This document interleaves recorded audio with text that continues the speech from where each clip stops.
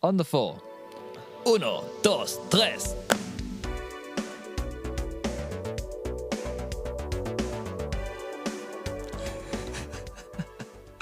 And we're live. The 4? I didn't know how you say it it's quattro. Bollocks. There you go. What a start. No, that'll do. Let's keep that. How's it going, man? It's episode number 4 of Almost Grown Up. I can't believe we're here. Working on that consistency, huh? Yeah, exactly. I never do anything that consistently. Well, there's one thing, but I won't talk about that. Why? Yeah, all good, man. I'm just, voice crack. Excuse me. I'm so glad you mentioned that because I said last time, right, that you know about this, but I'll explain for the listeners. On the last podcast, at the beginning of episode 3. Bitch. Yeah, I went full bitch. I was saying to Camille how I would start doing vocal warm-ups before, because I basically do nothing. Like, I'm on lockdown, so before this, I'm like just kind of chilling out. And I'm not really speaking to anyone, so my voice is just kind of, you have morning voice, so you're kind of way down here. And then as soon as you talk or laugh, it just slips the crack up here. So that happened, then the very first laugh, and it annoyed the fuck out of me. So that first laugh you hear on episode 3 is actually another laugh pasted over because Camille used a little studio engineering. Yeah, but also, it was 2:30. This wasn't the morning. Yeah, but you can still have morning voice. It's the morning voice, not the morning. Okay. You know what I mean? All right, it is. All right, I get it. But yeah, that being said, though, I still haven't actually done any vocal warm-ups or spoken to anyone that much today. So I'm gonna. all bets are off, really. I'm probably gonna slip and crack too. Well, my voice is. Just don't break a hip. Yeah. Oh, almost did that yesterday though. I saw you yesterday. That was weird. Well, you didn't look weird, but the experience was weird. Thanks. Yeah. Well, it was the first time we saw each other since lockdown. Yeah. Actually, you are the only person outside of my immediate family that I've seen during lockdown. So, yeah. Oh, so privileged, man. Well, I mean, we tried skateboarding once again. It was about a 5-6 years gap for me, and that was new. Emphasis on the tried. Yeah. I don't know. Yeah. It was weird. It was good fun, though. It's a lot of fun. But it's kind of weird. Like, the muscle memory was sort of there, but the timing was just a bit off. I feel like that was my first taste of what it's like to actually be old. Like, when your dad's like, oh, I can still do keep-ups. Just toes it off over the fence. Yeah. You're like, yeah, cheers, Dad. You can go knock for it with the neighbours. I'm not going to lie, though. Like, today, my legs are dead, especially my right calf. Like, ever since I got home yesterday. It's whenever you take a break, we were skating kind of hard, like doing tricks and that. And then we were in Richmond. And then we tried to get that coffee, which didn't work. And then, and then we chilled. And that's when, lactic acid just sort of sets in. And you go, oh, no. And you try to walk, you get up, you're like, oh, hobble. Oh, hobble. Oh, fuck. And then you're like, oh, I'm only 26, man. What's going on? I used to do this every day. Yeah, my legs are fine. It's just my groin. Oh. It feels like I've just, like, it's sort of like you're just basically kicking your leg out whenever you do tricks, right? Again and again. Yeah, and we were talking about this yesterday, because, like, if the board doesn't do the flip that you want it to do, and you're just in the air in this, like, fucked up position with your legs, star jump in the air, and this board's just not moved. This is one of those things, people walking past. For anyone who doesn't actually skate, they must look at skateboarders and just be like, I really hope you stack it. I just want to see you stack it, because it's just such an intimidating thing if you're not actually in it doing it yourself, because you hear that sound. And also, you don't understand the mechanics of it or what actually happens. So you just see this guy kind of skating along and just jump off his board, and his board just goes behind him. And, it's embarrassing for him. It makes everyone feel awkward. People laugh. It's not cool. I don't know why anyone ever thought skateboarders were cool.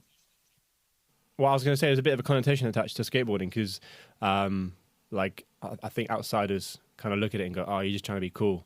It's like, no, we're not. We really don't care about being cool, because have you seen us jumping in the air looking like fucking idiots? Like, we don't care, bro. We're dirty. Our knees are grazed up. We got skateboards banging into our Achilles heels, which hurt like fuck. That's not because they're skating, though, is it? Our hands are all grazed up. It just hurts. Like, there's nothing.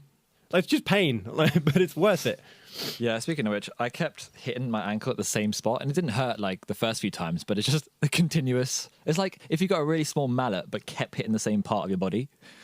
That's happened. And now the inside, the inside bone, but I don't know what you call it, like the lumpy bit of your ankle, the bit that sticks out. It's just bigger. What, the heel? No, what? No, that's a heel. Oh, your ankle. Oh, yeah, Yeah, I but said that is, ankle 'cause I that's mean just the ankle. ankle, right?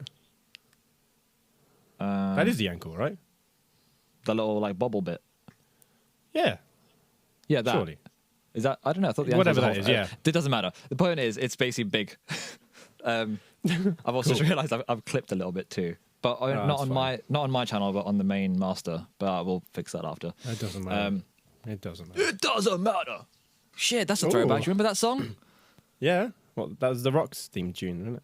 Yeah, I just remember that goddamn eyebrow. The people's eyebrow. He was actually the reason why I'd learned how to do that, because I just kind of tried to copy that facial I think expression. me too, actually. Yeah, I think a lot of kids our age were like, "How'd you do that?" Yeah, exactly. Except now I can only do the right side.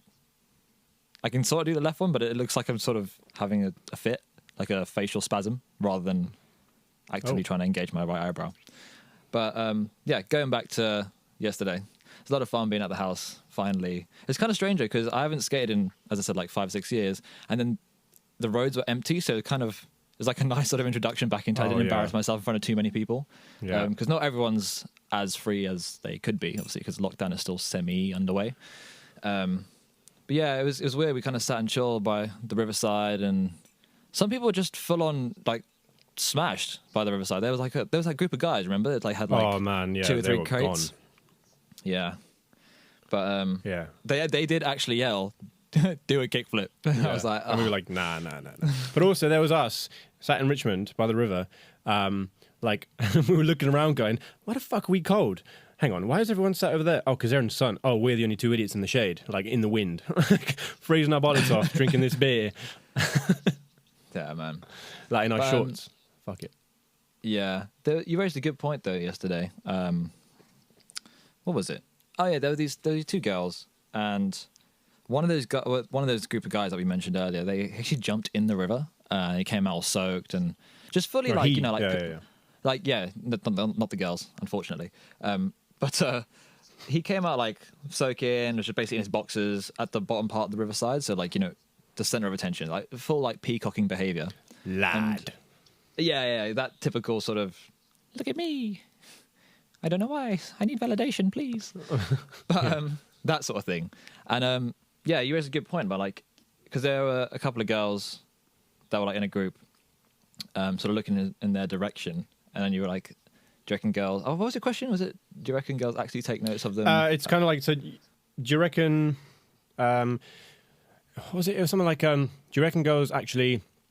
So obviously, like people pay attention, and it creates attention, so they obviously look and stare. But whether that kind of comes across as like an attractive quality, or it's just like they're looking for the sake of just going like, this is just like some doodle like just weird, like just like like look at that dickhead over there.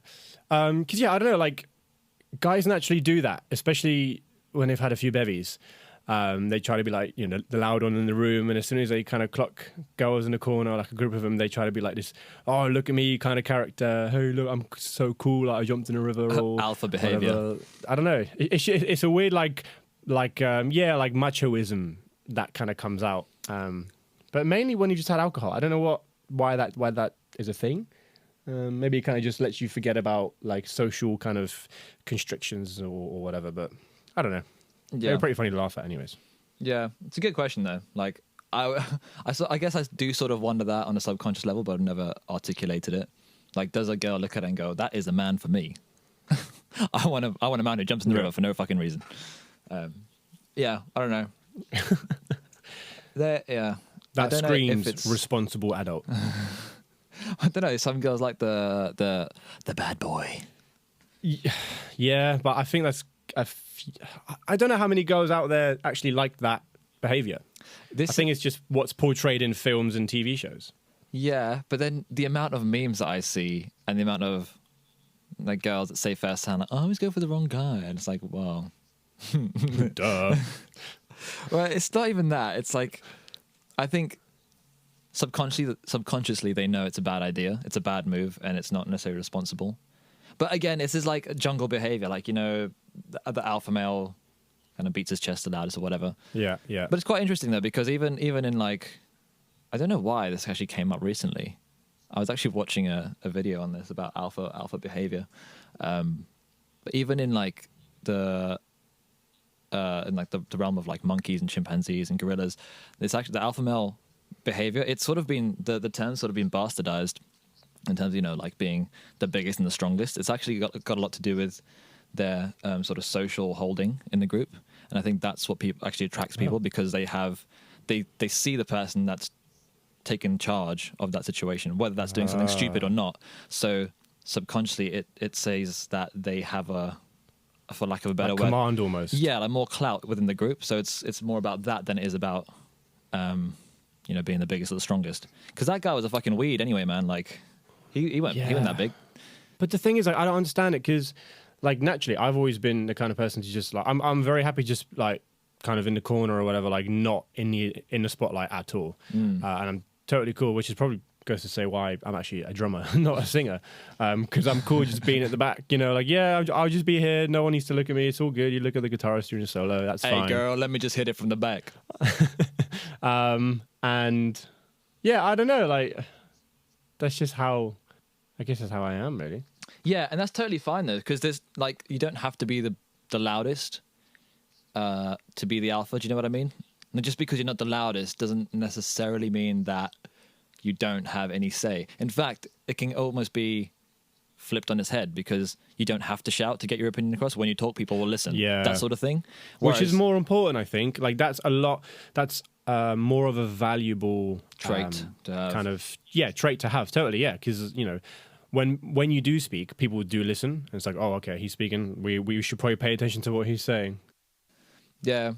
But I don't know. It was just interesting seeing that. It comes back down to like people watching. Like we do it. Like I never really liked doing it, but I guess as I've sort of done it more by accident, I suppose, and being like, this is sort of interesting watching everything play out. Yeah, it's literally like a bunch of animals. I actually had this thought earlier. Like, do animals watch people? Like, do they people watch too? And just think, because like, you know, okay, the example I had in my head was, we look at like llamas or like alpacas and be like, you're a fucking weird looking animal, man. Like, do they look at us and be like, why are you walking on two legs? The fuck that's about? Do you know what? I like to think they do because we're weird fucking creatures. Yeah, we built houses and shit there. It's pretty cool. Yeah, but we also start wars and that, which isn't pretty cool. Are animals cognizant of that though? Are they like, do you know what, Winston? The Iraq War did not do good for our economy. In the nighttime, they're all gathering together, reading like newspapers and stuff. Having their own little stock market, stock exchange. Yeah, man, they're sophisticated, those llamas, bro. Don't underestimate a llama, you know? Can I get that on a t-shirt, please? Yeah. Don't underestimate a llama. And they're fluffy. They're cute, bro. I met some llamas, and they are awesome. Bro, honestly, llamas are sick. Like me and my girlfriend, we went. Was it last year? No, it wasn't llama. They were alpacas, but they're kind of similar. And yeah, they're just like the fluffiest creature ever, man. They're so goofy, but they're really funny. They look sort of human-like. Do you reckon? Kind of, but the one that we had, so it was like there was a huge group of people, and it was like, I think one alpaca per two people or per booking or whatever. And we got this one that just, for some reason, like they were all walking as a herd, like as a group, yeah. And this one, he just had his head sort of tilted to the side, and his eyes were being sort of pulled, like his eyelids are being pulled open, so you could just like really see his eyes, and he was kind of like, "Come on, let's get to the front. Come on, motherfuckers, let's go." And we're like, "Come on, just fucking slow down, man." And he's like, "No, come on, let's get to the front." When the Mandy hits, you look like some psycho, bro. But he wasn't even looking straight. Like, how are you seeing where you're going? He's just looking back at us, like, "Yeah, come on, come on." Speaking of which, of you know, eyes being on the side, I was thinking back to your crab walk yesterday after skating for a while. Crab walk? Yeah, like, you know when your legs are really tired and they just don't want to walk forwards anymore, they're just really achy, and so you walk sideways instead. Oh yeah. It's more like a limp, innit? Like a bad man limp. Like oh Jesus. Nah, the thing is, right, so do you remember yesterday I was saying how my neck is really achy? So it's still not fixed, right? I woke up at 5:30 this morning and kept waking up in the middle of the night because it's sort of Jeez. like aching down my right side, and you can't tell when those like sort of stabilizing muscles are going to fire, so you don't know what your range of motion is. So you kind of like turn over at night and be like, oh no. So I kept doing that again and again. So I've had a really shit night's sleep. I'm running off just coffee and excitement to talk to you. Jeez. Well, for me, it was a bit of sunburn, but I literally just sunburnt my knees and nothing else. So it's the most awkward thing. So I'm trying to sleep, and they're both on the inside of my knees. So no matter what side I sleep on, it's always going to be in contact with either the bed sheets or my other leg. I'm trying to sleep. Turn inside is going, fuck. Yeah, speaking of sunburn, I didn't get sunburnt, but I think I definitely caught the sun a bit because my sister looked at the back of my neck and you're like, did you change race or something? Like, why are you so dark? What happened? I seem to have got like a tan in the back of my neck. Like literally just leaving the house for what, the first time in however many days, like you just fucking to be fair, already get a tan. I do usually work out outside. Oh, okay. So it's not I've not seen the sun. It's just yesterday was an extended sun exposure. Yeah. I should have probably worn sunscreen. Yeah, me too. For some reason, I think as a coloured person, I don't sunburn, but I remember learning that lesson. I went to a festival, like an impromptu sort of festival visit with a couple of mates from my old agency. Yeah. And we went there. We were told it's going to be overcast. And then, man, the sun was beating down the whole weekend.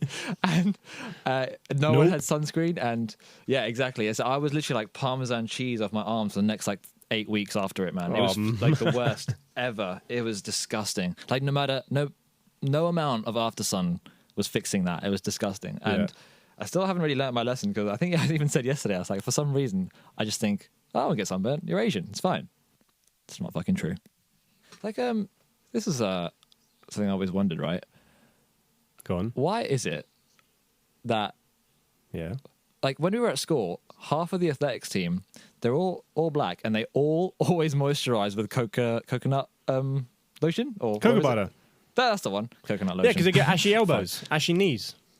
Yeah, but why the coconut? Not coconut. Fuck's sake. I don't know. Cocoa butter, because cocoa butter is meant to be like the best. It's like the most moisturizing, apparently. That's why it costs so much. But I don't know. I just buy the cheap shit from Tesco. I'll be honest, I've never actually looked at the price for cocoa butter. Well, fair dues. You don't need Might have to. You ain't black. Halfway there, though. I don't know if it works like that. I'm definitely on the other end of the spectrum. I'm white as paper, man. Your pastry's That Eastern European skin. I got out in the sun for 10 minutes and I'm like, oh, I'm red. Great, I'm a lobster. Ouch. You got that car crash white. I look at you, I crash my car because I can't see shit. Just reflecting. Yeah, but I don't know. I don't think you're reflective. You're kind of just like pasty. Speaking of which, the spelling of pasty, listeners, hit us up on this because I can't tell the difference between pasty or pasty, and they seem to be spelt the same. Camille said Pastie, which I googled, and that's apparently the tassel a stripper puts on to cover her nipple. So there you go. You learned something new on this podcast. So there you go. Take off the educational box and the categorization on this now too. You know. I mean, yeah, we're just adding to categories that we fit into at this rate. Pretty decent. I think pasty is one of those words where it's like an Urban Dictionary thing. Is it? I don't know. Pasty. How would you spell it? Pastie is stripper tassels. Pasty is a pasty, like a Cornish pasty. So what would be the alternative? Unless it has unless there's two words with the same spelling. So totally left field comment here, but Cornish pasty, right? That pasty. Yeah. Was it just someone misspelling the word pastry? Been like, oh, John, you left the fucking R off again. And no, but they call it... Fuck it, Cornish pasty. Done. I don't know. I know why they were invented, but I don't know why they were called that. Wait, why were they invented? Oh, history lesson. This is great. Yeah. Education is getting ticked. Back in, I don't know I think probably like in the 1900s. Okay, education's getting unticked. When this country was probably like in the like the coal miners. They needed something that they can kind of carry around with them, like obviously for food. But that kind of had all the nutritional. It kind of had all the food groups within one sort of package, and they could eat it cold. And so they would make it, keep it in like a lunchbox or whatever, and they would take it down with them. And it was like, obviously, I mean, you know how filling they are. They'd have, your potatoes, you got your carrots, you got all sorts, you got meat, whatever, you got your bread. I'm not a fan of them, man. I don't really like pastry that much. I don't mind them every now and again, but they can be really, just really heavy and kind of greasy. Like, it depends what you have in them. Grease. Like, if you get them Ginsters, it's like, yeah, you just stay away from Ginsters, bro, because they're just like you look and like you know on the front of the packets where you kind of have like the color coding for like how much fat and saturates. Oh, the RDA, it's just all red. It's just red, 100%. Like, don't buy this, man. I mean, they taste great, but don't do it if you're on a diet, man, or if you're trying to be healthy. I love that they always put on those kind of things like meant to be part of a balanced diet. It's like, well, you've just unbalanced it in one fell swoop, so thank you. Yeah, that's like a week's worth of unbalancing. Oh man, I should have brought more beer. I mean, I only brought one can. I finished it. How? I haven't even heard you sip it. I'm just stealthy. Big up Brewdog, by the way. Someone's got shares. One. That's money in your pocket. Yeah, baby. Money that I'm never going to get back. Yeah, but it's all good. I got my discount card. It's all good. Yeah, so many people actually hate Brewdog though because of what they stand for. Because they claim to be like what's it? I can't think of the word. But one of those breweries that are like an independent brewery. But I mean, they're obviously not. Microbrewery. No. Like craft beer. That's the one. Fuck, man, brain. Don't ever wake up at 5:30, kids. Yeah, they claim to be like one of the craft beer producers, which I guess they are, but it's in terms of how they treat their workforce. There's a guy I used to work with, and he gave me like I think a half-hour lecture on how he hates Brewdog because of everything they stand for. Because obviously they went IPO, and so you can buy shares of them or whatever, which just means that they're all about the profits now. But they're not publicly traded though. It's a private. Are they not? No, they're privately traded. So you were kind of like almost offered like an invite through like email addresses, or they advertised it or whatever. It's not like through the stock exchange. How did you get into it? Well, they just advertise on like Instagram and Facebook and all that. I think they called it the Punk something. I don't know. Punk for IPA. I don't know, something. They gave it some branding, but I was like, yeah, fuck it. And you get a little discount card. I was like, yeah, go on in. I've still not used it. Yeah. Maybe I did use it in like Barcelona or something. Or Italy. Oh, you little traveller. I was actually going to say something that we said we'd do in the very first episode and we haven't done since. Unpopular opinions. Have you got one? No. Oh, that's a great fucking start, isn't it? I can't think of one of. I know I'm full of them, but I just can't think of one right now because I've just got like dead brain. Unpopular opinion. Well, I mean, I don't know if it's really an unpopular opinion, but I don't like cheese. I know many people do. I feel like that's a 50-50 one. I don't get people who don't. But I love you, so I look over that. It's fine. Well, there you go. Well, my other qualities just overpower the cheese dislikeness. I love them with you making up words. Those are not words. It's not a word. Oh, do you know? I feel like the golden age of YouTube. Like, I don't know if anyone would even get that reference now. Like, what was the guy's name? It's a classic video. Ladigo guy. The guy who did Ladigo. Yeah. Is he Swedish? That laugh. Yeah. That laugh was the best thing ever, man. But for those who don't know, just YouTube Ladigo, and this guy had another video where they did like the Swedish overdub of the Pokemon theme tune, and he does a reaction video of it because he actually speaks Swedish. So this guy is like listening through it, and he's like, "What's the word? He's like, "That's not a word," and that's stuck with me ever since. Like I said, all these reference points that no one's going to get but us two. Yeah, and it's all really, really goofy stuff as well. Yeah, that's half the fun of this podcast, though. And you know what's really weird? Before we came on and to record this episode today, I was actually thinking, because we've had, as I mentioned in the last episode as well, like people have had such a positive response to it, and so they say it's really relatable and it's literally like a conversation between two mates. I actually felt a bit of pressure coming on today and being like, "Oh, really? Yeah, let's have a chat." Because I was like, I don't like. You know when you overthink it, it's like you just got to be yourself and like, just talk a load of shit. That's how it is. But I think I've just got like anxiety brain right now. I think it's also weird because we're still doing it like on, using a phone call. So we're kind of talking to each other, but talking into a microphone, and it's like you don't quite know how to gauge. It's so unnatural. Yeah, well, hey, fuck it. If people say it is natural, then they might be lying. Yeah, hey, true. but that thing aside, I was going to say, obviously it's bank holiday weekend. Hope everyone is managing to get out of the house, at least, I suppose. Well, they're going to hear this on Wednesday, so I hope you got out the house. Oh, yeah, well, I hope they have had a chance to go outside. And, 2 meters apart, let's be fair. No one sticks to that. Although we did see yesterday, actually. We saw those like pairs of couples. They were like couple 2 meters, and then they were sat like super far away yelling at each other for a conversation. That was so weird. Especially because it was so windy as well, so you have to like yell even louder. But, yeah, because the wind carries it. It's such a that was really surreal funny thing to look at. Yeah, I know. Yeah, it was really weird. I want to go to a festival. And I think today was meant to be Slam Dunk South in Hatfield. Oh, really? Yeah, I saw. I think it might have been today. Yeah, yesterday or today.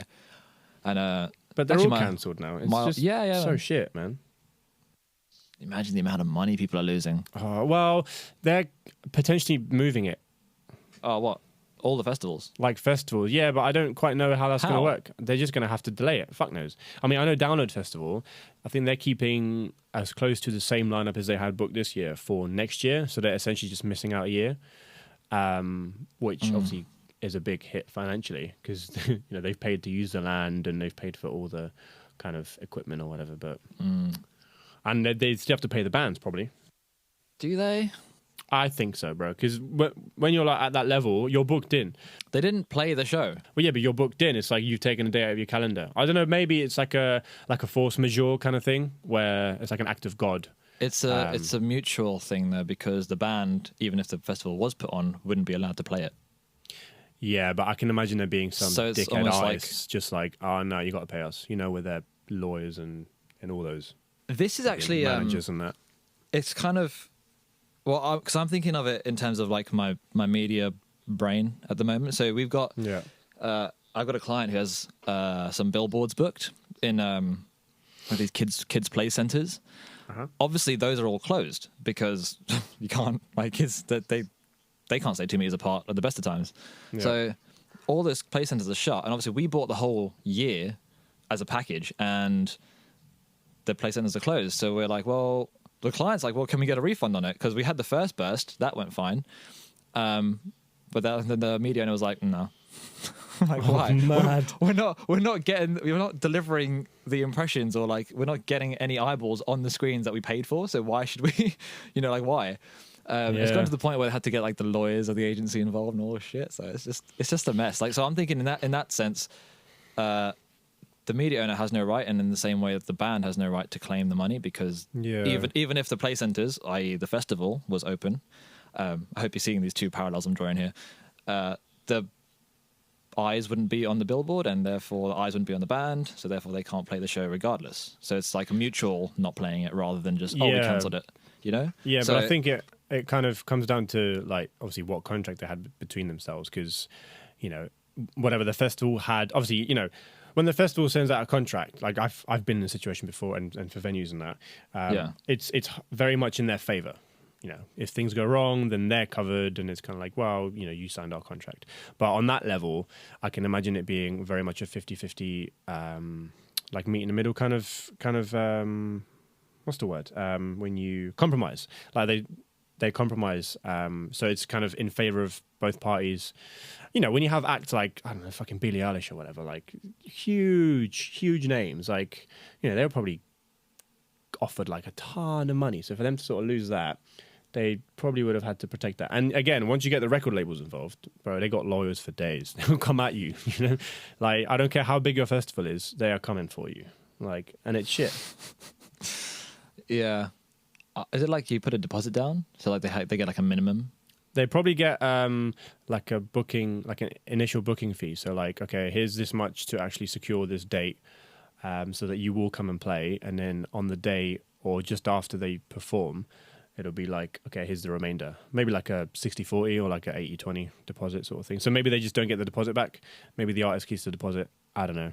I don't know what deal they've got. Between I wonder how much the artist actually gets out of that deposit, because I can't imagine it's very much. Yeah, I can't imagine. Yeah, exactly. But then again, that depends what deal they've had with the record label, because some record labels do like 360 deals. This has turned into a huge music loyal thing where they take a piece out of every single pie. So, you know, your music royalties, live performances, your merchandise, etc. So they give you all the funding for each of those categories, but they're obviously, you know, they take a piece of it as well. Whereas traditionally, how it's been is they've only taken it out of the royalties. So what people buy through iTunes and physicals, which, let's be honest, people don't really buy CDs anymore, which they should, and, you know, streaming.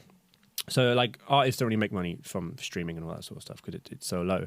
But so traditionally artists have made money through touring and merchandise. Merchandise is a big thing. And obviously if, you know, label kind of comes in and takes 20 to 40% of that, you're going, that's a lot of money to be parting ways with, man. Yeah. But obviously, do they not like front the initial investment? Yeah, they do. Yeah, exactly. Produce that merchandise in the first place too. Yeah, totally. But then there's kind of that. I mean, yeah, it works out pretty fair because, you know, they use their media strategies and all their assets to kind of help you out and to help you grow as a brand. But then the problem is, essentially, if they shelve you, then you're fucked because you're not allowed to do anything. You know, they own the rights to your merch, they own the rights to your sort of gigs, so you can't do anything. Whereas normally, if a label shelves you, you can't release music, but I'm pretty certain you can still gig it, and you can kind of claim, you know, you can still sell merchandise or whatever.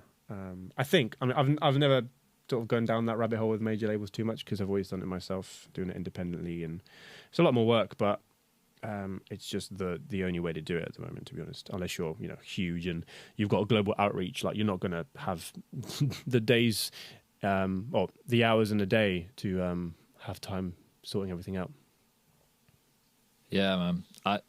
I as I said, I think we might have mentioned it before, but just the stress of being self-employed is yeah, it's not one I'd want to take on. Yeah. So the thing is, obviously now, like, you know, people are, you know, furloughed and they're getting the self-employment scheme, which is good. But it all just kind of comes down to how prepared you are and how many income streams you've got, and trying to keep them as varied as possible. You know, as a musician, you should have, you know, a foot in like the teaching side of it. You know, you should be gigging, you should be songwriting, so you get passive income, you know, which is money that you make you know, through sleeping. You know, it just comes to you because, like, essentially, you know, you're sleeping, and then, you know, your bank account's going up and up and up because people are still listening to your music or doing whatever, or downloading your product or buying your product that's online. Yeah. So that's the best way. And then you know, you should be doing songwriting, you should be recording, you should be doing session stuff, and, you know, doing business stuff, whatever. Like, it's such an entrepreneurial industry where you can't really just get by playing an instrument. Like, that's just a hobby. You have to, annoyingly, as much as I hate it, you have to market yourself. And I'm so bad at social media. I kind of can't stand it. But when I do stuff like with artists and my band, it's, you know, you kind of put that hat on and you go, right, you just got to do it. And when there's 5 of you in the band doing it, you can kind of divvy that up between yourselves, which definitely helps. It's interesting though, because that bit never comes naturally to it doesn't come naturally to many people, especially with, like, for example, for something more relatable to probably the majority of our listeners would be like, you know, when you come to writing like your CV and it's like the personal statement bit, you're like, I don't know how to talk about myself. Like no one does that. Man. No one has to ever present themselves in that way, except for in that situation. And everyone really knows like the real reason why you're going for that job is like because I want to get paid. Like, why do you think you're suitable for the role? Well, because, you know, I like food and warmth. Yeah, exactly. It's like I don't particularly care about the job, but I'll make something up to make it sound like I'm applicable for the job. Why not? Yeah, but then you know that's kind of why certain people get into music because you know, or skateboarding or whatever. Like it's not a real job. Not really. It's not. Yeah. Yes and no. I'm very much on the fence because obviously I'm a musician, so I do see myself doing a job and you know providing a service. And I do think, you know, the entertainment industry in general, you know, from theatre to, you know, music to like juggling. Oh, no, I agree. It's 100% a real job. It's just not a conventional job. That's the only difference. Yeah, it's not the norm. Quote unquote real normal job. But then in society. Anyone has anything that's different, people have a hard time accepting or, you know, coming to terms with because they think that because you enjoy what you do, it's not a real job, and it's like that's not the case. And also, they only see the performance side of it. They don't see like the amount of man hours that go into it, and the frustration, the practice, the injuries for like dancers and whatever. The amount else of research as well. Like when you're a musician, the last thing you want to be doing is like working out social media strategies and marketing and like what. This is not why I got into playing drums. Like what the fuck? I want to play music with my mates. But nowadays, especially if you're going to do it yourselves, you have to do that. You have to listen to audiobooks, you have to buy books, you have to read articles, you have to subscribe to magazines. You got to know exactly what's going on. And nowadays, because things are moving so fast, it's so hard to keep up. And I'm definitely struggling to keep up. But I mean, you know, you try and read as much as you can and apply what's actually beneficial. You know. Yeah, I think you said yesterday it's going to be like what 12 weeks until you can gig again. That's really if not longer. Fast. Yeah, I mean, I'm getting gigs in September and October, getting moved, like postponed. So whereas initially I was like, oh yeah, it'll just be the summer. I think is that them just playing it safe though.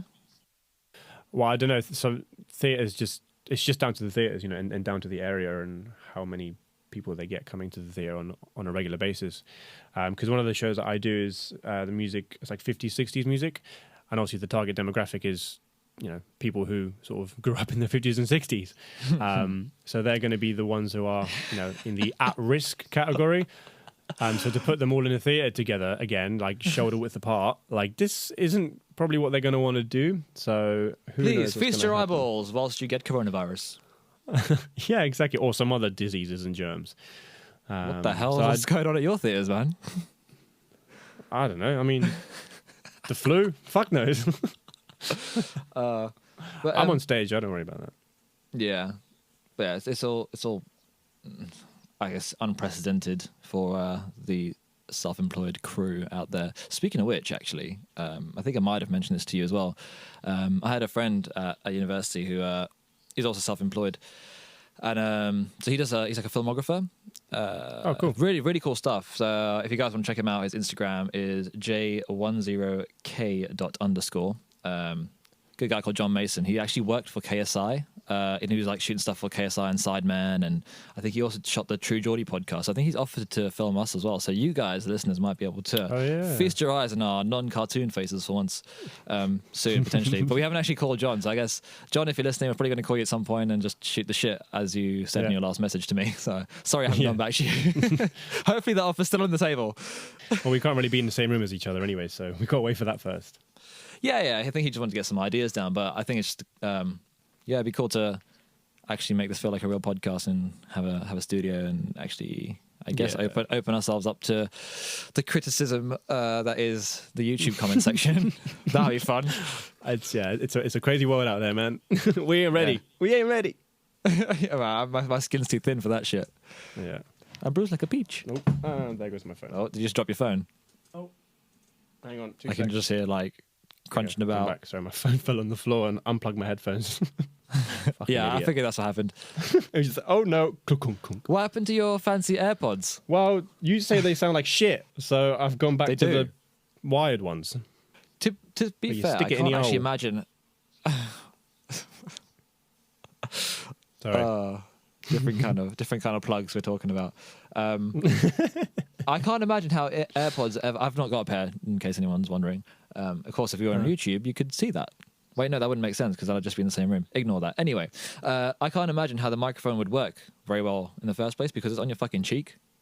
Yeah. Which, dude, I just remembered Jesus. something I forgot to share with you. So, Okay. have you heard of bone conduction headphones?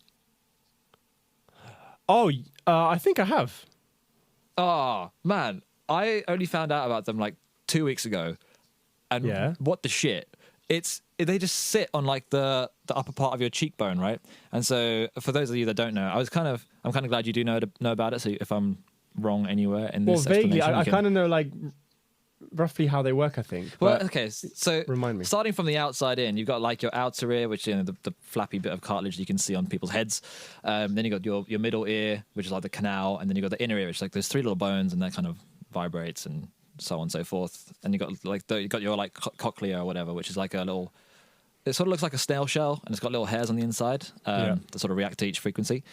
So our current headphones, the way that we use them, they kind of stimulate the outer ear, and then goes, well, I suppose if they're not cans, they go straight to the middle ear, and then that's how you stimulate the cochlea. But these headphones, right, these bone conduction ones, they basically sit on your cheekbones, and I've heard that they're quite uncomfortable. I've not tried a pair, but I really fucking want to. They sit on your cheekbones, and they basically vibrate the bones. So it stimulates the hairs inside your ear. So you basically bypass the outer ear, the middle ear, and just go straight to the inner ear. But you can still hear external sounds. Like, how fucking weird is that? Can you imagine? Jesus. So I think marathon runners use it a lot because they need to hear, like, you know, for like a truck or whatever. But I would really, really want to get a pair of these headphones. But also, give it a go. how, like, is that healthy? Like, to I just don't know. be vibrating them bones like that? Yeah, well, I'd make like hairline fractures when you're older. Just got really, really like tough, calcified face. Yeah, I suppose you need like prolonged research to actually like find out whether it's going to cause any harm, I guess. Yeah, I mean, I was reading some reviews about it online. I think the consensus is pretty spread, to be honest. Like it's not like some people like it, some people don't. A lot of them say that because it has to really grip your face to make the vibrations work. like a fat kid stuck in a a fat kid stuck in a lift. Yeah. Like the door's just shut on his face, or like in a helmet. No, they say it's quite uncomfortable. I just want to experience having my face vibrated, Stimulated. Please stimulate my inner ear. No, but you get it, right? I get it. In theory, you're like, yeah, it makes sense because now you're not vibrating the air; you're vibrating like solid. But isn't that kind of what hearing aids do? So they bypass the actual, like essentially what you're describing, and they go straight to sort of the hairs. I don't know. Yeah, I think they do, but they also work in amplification sense too. So they'll catch. They'll basically act as like your outer ear part that's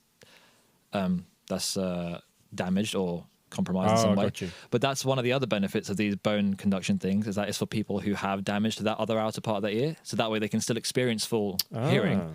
But because you don't really damage the inner part of your ear unless you've just been like absolutely caning it, fucking cranked up to 11 for the whole of your life. Yeah. Across the whole, 20 to 20,000 hertz somehow. Yeah, but that's when you get tinnitus, and fucking you don't want that shit. Yeah, I've just been listening to sine waves my whole life. Your whole life, bro. Yeah, just the whole spectrum. Also, anyone who's not into music or sound in any way is going to be like, what the fuck are these guys on? We apologize for the specificity. But I think we can retick the education box. It's fine. Yeah, see? One category at a time. We're coming at you. Next, religion. Oh, got a lot to go. That's a big one. No. We might need more than half podcast. an hour for that. Yeah. Well, it's been. Speaking of which, I was going to say, yeah, we should probably call it a day. I think. I'm tired. You need Also, some sleep, bro. I really, really I have to sleep, and I really, really needed to pee before this podcast. Okay. But I was like, you know what? I love the listeners. I'm committing. I'm also wearing grey pants, so You know, that's not a good color to wear if you're wetting yourself. Yeah. I think I need to moisturize my knees. Try and get rid of the sunburn. So, you know, as sexy as that sounds, it's not. But yeah, thank you so much for listening.